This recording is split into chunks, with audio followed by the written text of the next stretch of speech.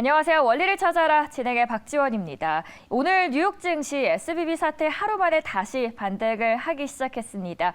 CPI 덕분이었을까요? 과연 어떤 요인들이 오늘장 상승 요인을 이끌었는지 함께 신중호 앵커와 이야기 나누도록 하겠습니다. 앵커님 안녕하세요. 네, 안녕하세요. 네, 오늘 뉴욕 증시 오랜만에 또 빨간불을 켰습니다. 네. 어떻게 마감을 했나요? 기본적으로 이 SVB 사태가 조금은 더 확산되지는 않을 수 있다라는 그런 안도감이라고 할까요? 안도감이 좀 유입이 됐고, 무엇보다 이제 간밤에 CPI가 발표가 됐는데 시장 예상치만큼 나왔어요. 그러니까 시장에선 6.0%, 그러니까 헤드라인 CPI 기준으로 6.0%를 봤는데 딱 6.0%가 나왔다는 부분 때문에 이제 3월 FOMC도 이제는 뭐 올려봐야 25bp 정도의 수준이지 않겠냐. 그러면서 시장이 강한 반등이 나와줬습니다. 네. 오늘 말씀해 주셨던 이 CPI 외신에서도 계속 주목을 하고 있어서 네. 첫 번째로는 배런스의 기사를 한번 가져왔습니다. 네. Inflation is slowing down. 인플레이션이 좀 낮아지고 있다라는 제목이고요. 네. 구체적으로 들어가면은 6% 그리고 6.4%가 나오고 있죠.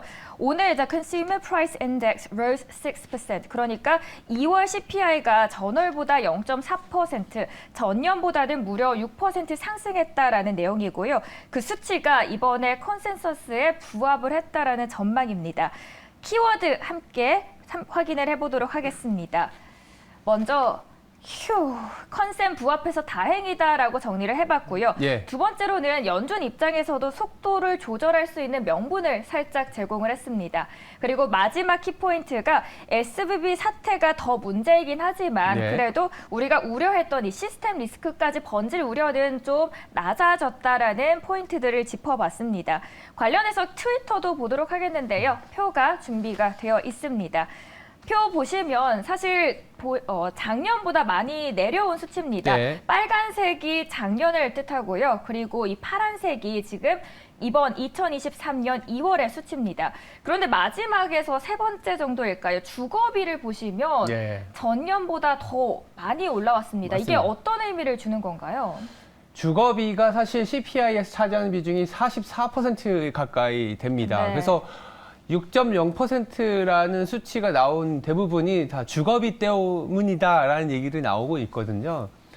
그러니까 이제 호재로 해석한다라면 이제 주거비는 아시겠지만 주택 가격이 하락한 지 고점에서 하락한 지 뭐 1년 반 이상 됐기 때문에 이제부터는 주택 가격은 이제 하락의 어떤 요인이다라는 인식도 있고, 그리고 주거비를 제외한 나머지 이제 코어 CPI에 있는 항목들은 전월 대비 하락을 했습니다. 이게 파월이 주시하는 데이터들인데, 그러니까 주거비 빼고는 안정적이다라는 부분들에 좀 환호를 했는데, 이 주거비가 좀체 잘 내려오지를 않는다는 부분들이 아직도 좀 아리송하지만, 그럼에도 불구하고 6%까지 가파르게 이제 우하향하는 물가의 어떤 추세가 그동안에 이 SVB 사태가 나타났었던 이유 중에 하나가 가파른 긴축, 이로 인한 국채 가격의 하락에서 어떤 시작을 했거든요. 그렇다면 이제부터 금리가 더 이상 오르지 못한다라는 인식만 주더라도 이 국채 가격은 안정을 찾을 수가 있습니다. 그렇다면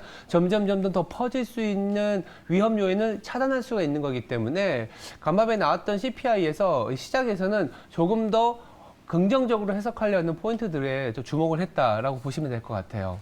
그렇다면 연준 이야기를 좀 안 할 수 없을 네. 것 같습니다. 안 그래도 SVB 사태로 좀 머리가 아팠던 연준에게 기준금리를 좀 속도를 조절할 수 있는 트리거가 됐을까요? 명분을 제시해줬죠.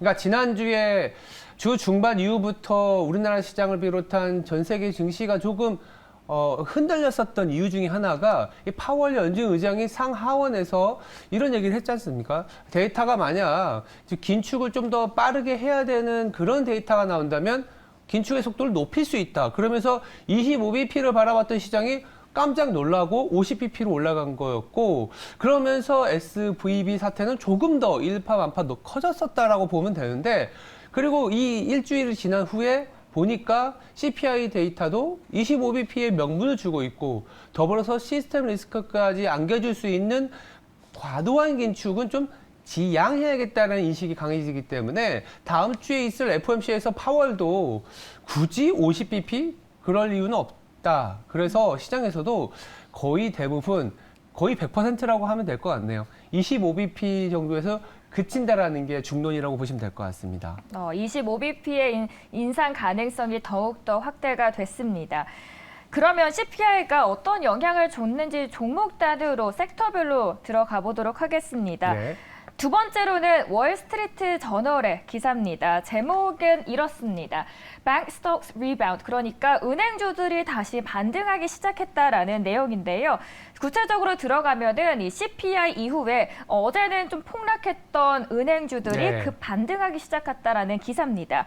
본문 내용에는 퍼스트 퍼블릭 등 웨스턴 알라이언스 등 다양한 대형 은행주들이 예시로 들어와 있습니다. 그러면서 이들이 일제히 올라오기 시작했다라고 하는데요. 키포인트 함께 보도록 하겠습니다.